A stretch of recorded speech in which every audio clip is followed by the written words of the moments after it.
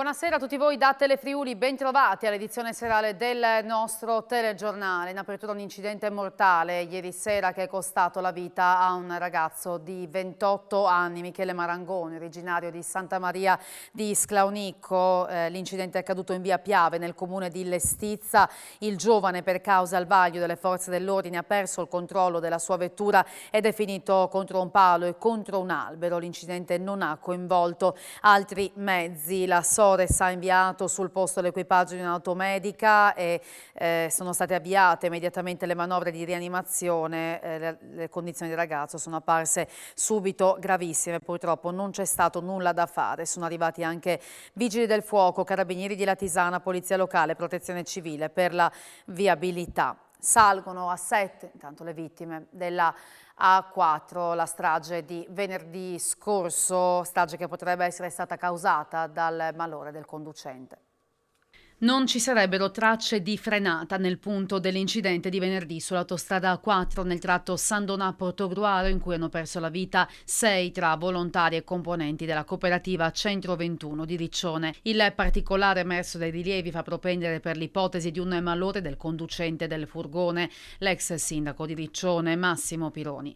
La Procura di Venezia ha già dato il nulla osta alla consegna dei corpi alle famiglie per lo svolgimento dei funerali. Intanto sono sempre molto gravi le condizioni cliniche di Romina Bannini, l'educatrice ricoverata all'ospedale Cafoncello di Treviso, che era seduta sul sedile posteriore del furgone ed era stata estratta dal mezzo in gravissime condizioni.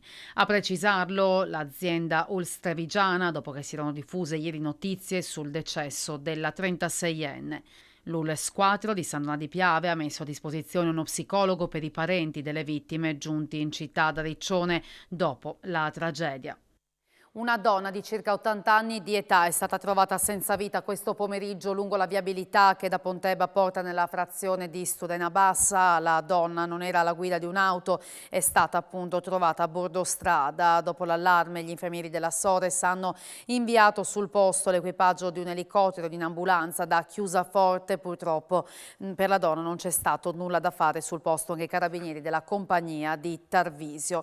E attorno alle 17 questo pomeriggio tra Casarsa della Delizia e San Vito al Tagliamento la Sores ha soccorso un centauro di circa 70 anni che ha perso il controllo della moto che stava guidando ed è caduto a terra riportando gravi lesioni. È stato portato all'ospedale di Udine.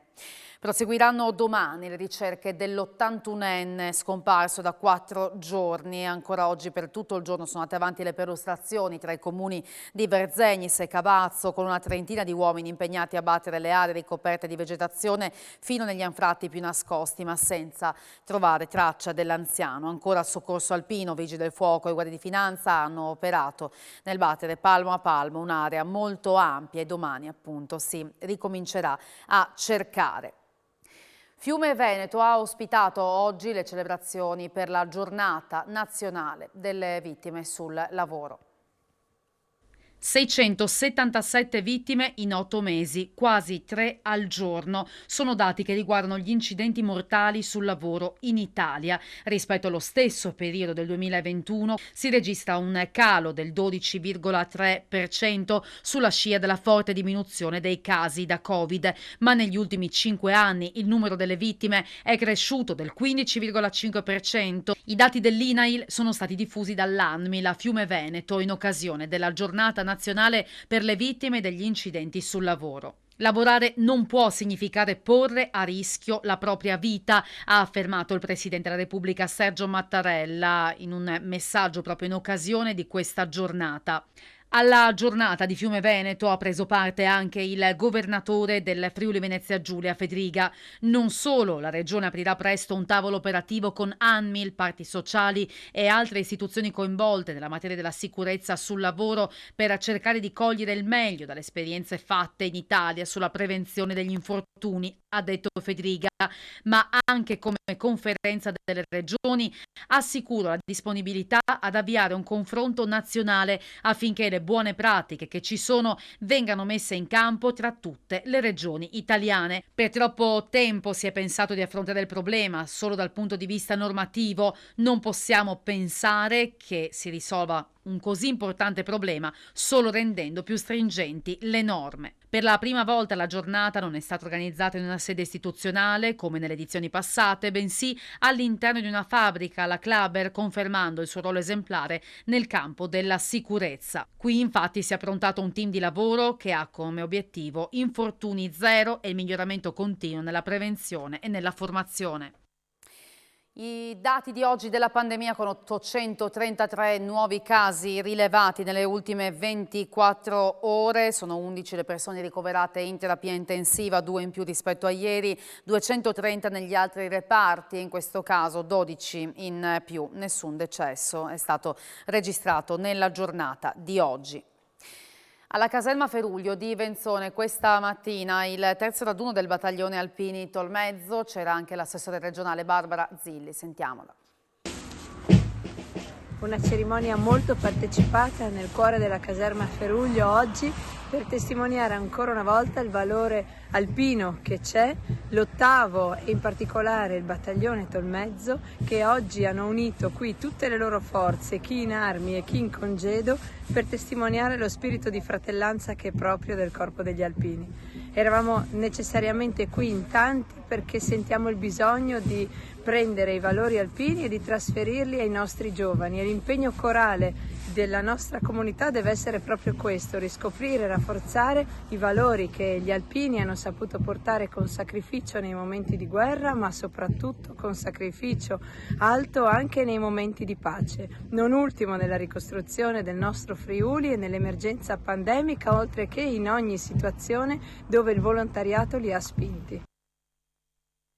Ricorre oggi il 59° anniversario della tragedia del Vajont, nella quale morirono 1917 persone quando la frana si staccò dal Monte Toc, creando un'immensa onda che travolse e distrusse le comunità di Erto, Casso e Longarone. 9 ottobre, una data carica di significato per la nostra comunità, ha scritto su Twitter il presidente della regione Fedriga, un anniversario per onorare la memoria delle vittime sopraffatte dalla furia dell'acqua, un pensiero che ha saputo risollevarsi con la dignità propria delle nostre genti, ha concluso così il suo tweet il presidente della regione.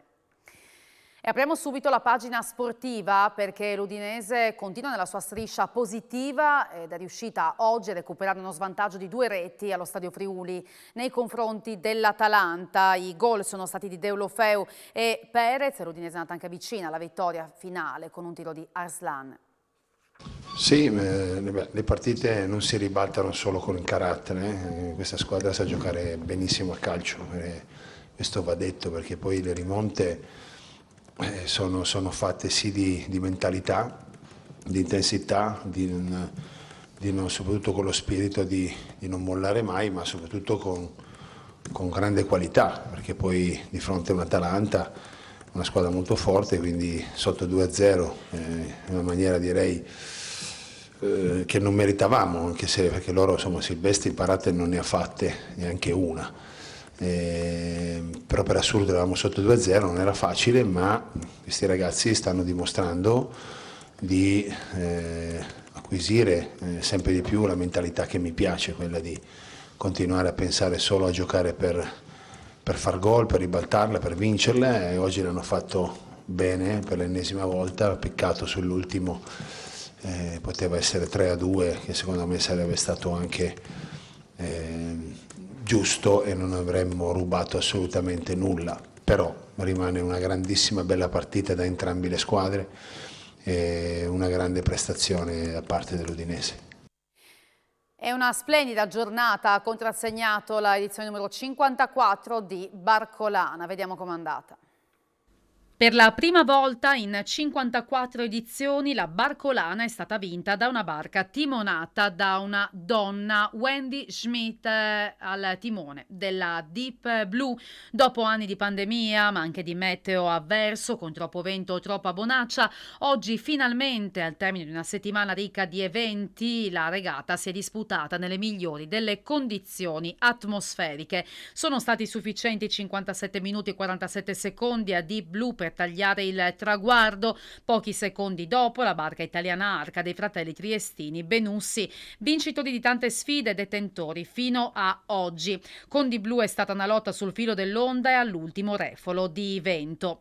Un'edizione questa che, dedicata alla sostenibilità, si è svolta anche all'insegna del femminile, un equipaggio di sole dipendenti donne della Coop per chiedere l'allungamento del congedo di paternità, con al timone la skipper Francesca Klapčić, poi proprio la filantropa Wendy Schmidt, che ha vinto anche il trofeo Generali Women in Sailing, destinato alla inclusione e alla solidarietà. Si è fatta sentire anche l'avvertenza Wärtsilä con striscioni a terra e sui rimorchiatori, e poi attenzione per i piccoli pazienti dell'ospedale pediatrico Burro di Trieste, alcuni dei quali hanno vissuto la gara a bordo di una corvetta della Capitaneria di Porto. Barcolana 54 è dunque entrata nella bacheca del New York Yacht Club, ma lo spirito della regata, la più partecipata del mondo, è rimasto a Trieste, con l'obiettivo di celebrare il mare dei triestini e dei tantissimi appassionati del mare e della vela. Nella zona cinofila La Castra di Castions delle Mura, oggi la finale nazionale del trofeo Diana Memorial Paolo Moro, con concorrenti gareggiate su 3 campi messi a disposizione dall'organizzazione di Enel Calcio Provinciale di Udine. Una grande soddisfazione per la nostra regione, che ha ospitato 36 partecipanti da tutta Italia. Allora vediamo com'è andata. Assessore Zanier, intanto come saluta questo evento organizzato da Enalcaccia? Lo saluto con estremo favore, cordialità e amicizia. Oltretutto un campionato italiano qui da noi in Friuli Venezia Giulia è un evento estremamente importante, un evento importante per tutto il mondo venatorio, ma anche per la componente cinofila che all'interno del mondo venatorio esprime in maniera importante le proprie attività. Senta, come sta il mondo venatorio? Il mondo venatorio oggettivamente soffre di un decremento costante, di un'età media molto alta. Questo è un dato oggettivo, un dato su cui c'è poco da fare considerazioni. Le nuove leve stanno entrando però in un numero non sufficiente a rimpiazzare quelle che sono le uscite, quindi presumo che nei prossimi anni avremo dei numeri limitati, con delle questioni invece legate alla gestione e al controllo della fauna, che sono invece all'attualità di ogni singola giornata, specialmente per quelli che riguardano la gestione dei danni riguardanti l'agricoltura.